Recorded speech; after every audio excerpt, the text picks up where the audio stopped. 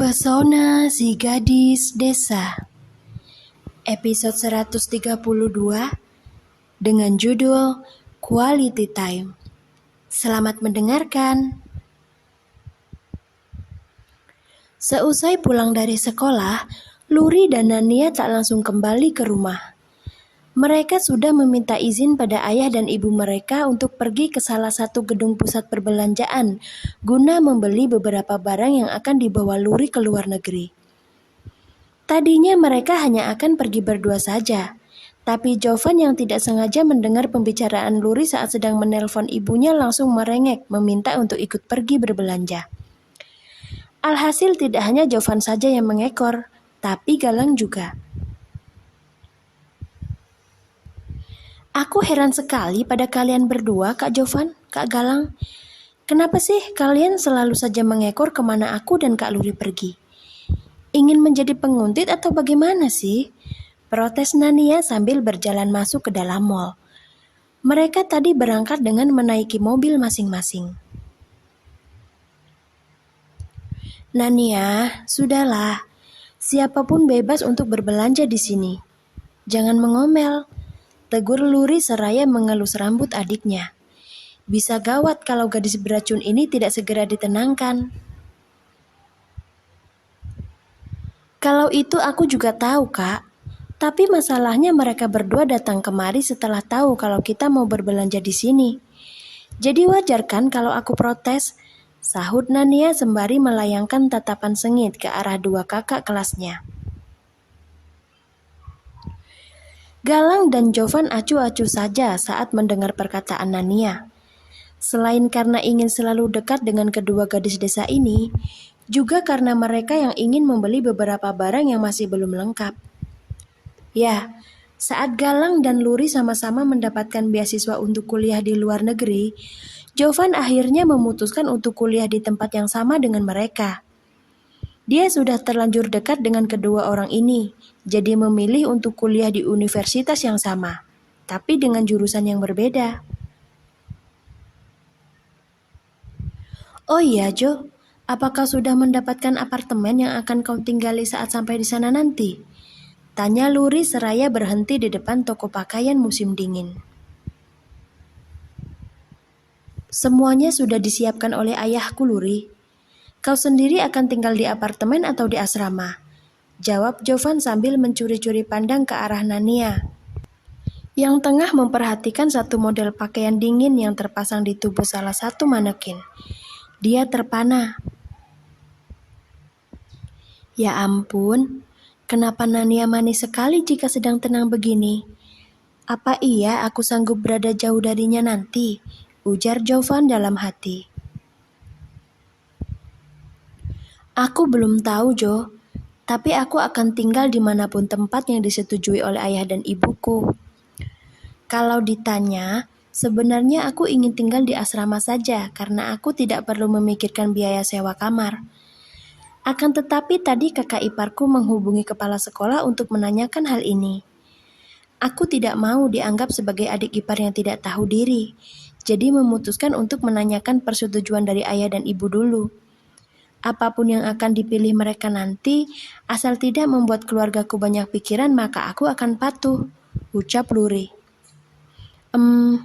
Ngomong-ngomong kau ingin mengambil jurusan apa, Jo? Sama seperti aku dan Galang tidak? Tidak ada sahutan. Luri dan Galang kemudian melihat ke arah Jovan, menarik nafas panjang ketika mendapati teman mereka yang sedang asik memandangi Nania. Jovan ternyata sedang membucin tanpa mengenal tempat. Kak Luri, ayo kita masuk ke sana. Mantel itu terlihat sangat bagus. Aku ingin mencobanya. Rengek Nania sambil menarik tangan kakaknya untuk masuk ke dalam toko. Dia tidak sadar kalau ada sepasang mata yang tengah menatapnya tak berkedip. Jovan berjengit kaget saat ada seseorang yang menyenggol pinggangnya. Dia kemudian menoleh, menatap heran ke arah Galang yang tengah tersenyum aneh kepadanya. Kenapa kau? Sakit jiwa? Tanya Jovan sarkas. Jojo, Bucin ya bucin, tapi ingat kau sedang berada di mana. Untung saja tadi Nania tidak sadar kalau kau sedang memandangnya penuh cinta. Bisa mati berdiri kau jika Nania sampai tahu, jawab Galang sambil terkekeh lucu. Memangnya sejelas itu ya, Lang? Galang mengangguk. Dia lalu memperhatikan Luri dan Nania yang sedang sibuk memilih pakaian sambil tertawa bersama. Tanpa sadar Galang tersenyum, merasa ikut bahagia hanya dengan menyaksikan tawa di bibir gadis desa tersebut. Tadi mengataiku, sekarang kau sendiri yang membucin tanpa memandang tempat. Cih, dasar munafik kau, Lang, ejek Jovan. Aku tidak munafik, bodoh. Dari awal kan kau sudah tahu kalau aku sangat tergila-gila pada Luri. Jadi wajar kan kalau aku seperti ini sekarang? Lihat ke sana. Luri benar-benar sangat cantik saat sedang tertawa seperti itu. Aura di wajahnya sungguh sangat memukau. Aku jadi semakin menyukainya. Ucap Galang sambil menunjuk ke arah Luri. Cepat-cepat dia menurunkan jari tangannya saat gadis desa itu menoleh ke arahnya.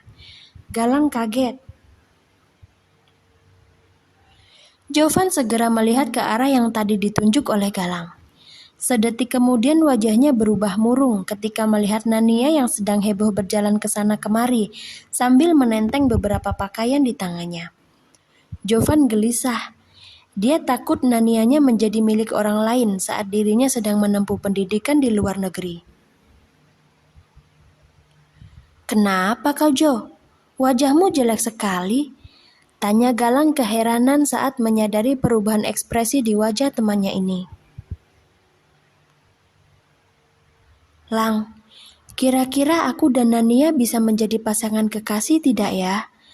Aku sangsi dia akan bersedia menungguku pulang dari luar negeri. Bagaimana nanti kalau sampai ada laki-laki lain yang mendekatinya? Menurutmu aku harus bagaimana sekarang, Lang? Sahut Jovan balik bertanya. Hatinya sangat gundah memikirkan kemungkinan seperti itu.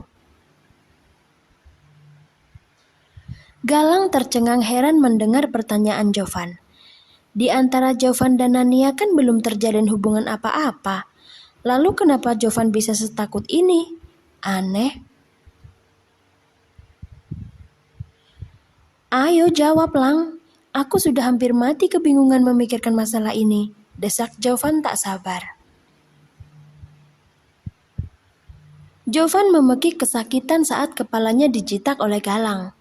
Dia memelototkan mata, menuntut penjelasan kenapa kepalanya harus menjadi korban. Kau ini sebenarnya masih bisa berpikir waras atau tidak sih, Jo? Sekarang aku tanya, apakah sudah mengungkapkan isi hatimu pada Nania? Tanya Galang tak habis pikir. Belumlah, aku tidak berani mengakui perasaanku pada Nania, Lang. Dia pasti akan langsung menelanku hidup-hidup kalau tahu aku menyukainya. Kau kan tahu sendiri kalau gadis itu hanya menyukai laki-laki yang kaya raya. Sedangkan aku, sekolah saja masih orang tua yang membiayai. Nania pasti akan menghinaku habis-habisan nanti, jawab Jovan sambil mengelus-elus kepalanya. Rasanya masih sedikit nyeri. Sudah tahu begitu, lalu untuk apa kau sekhawatir ini memikirkan Nania? Dengar ya, Jo. Saranku lebih baik kau fokus dulu ke kuliahmu saja. Lakukan segala macam cara agar kau bisa cepat kaya dan memiliki banyak aset. Dengan begitu, aku yakin Nania akan menempel padamu. Masalah apakah dia akan jatuh ke pelukan laki-laki lain atau tidak, kita serahkan saja pada Tuhan. Tapi aku yakin tidak akan ada laki-laki yang mampu bertahan lama menghadapi ketajaman lidah Nania. Positive thinking saja, suatu saat Nania pasti akan menjadi milikmu. Ingat kata pepatah, usaha tidak akan mengkhianati hasil, dan jadikan Nania sebagai tujuanmu di masa depan. Semangat! Andai saja usia Nania sama seperti kita ya, Lang. Aku pasti akan mengikutinya kemanapun dia pergi melanjutkan sekolah. Hei, nasib. Beginilah jika jatuh cinta pada anak-anak, keluh Jovan sembari menghembuskan nafas dengan kuat. Jangan salah, Jo. Nania adalah jenis anak-anak yang mampu menjungkir balikan dunia orang dewasa. Meski usianya masih sangat muda, dia sudah mempunyai magnet tersendiri yang mampu menarik lawan jenis dengan sangat kuat. Dia adalah gadis yang sangat mempesona asal kau tahu. Setelah berkata seperti itu, Galang mengajak Jovan pergi menuju toko lain.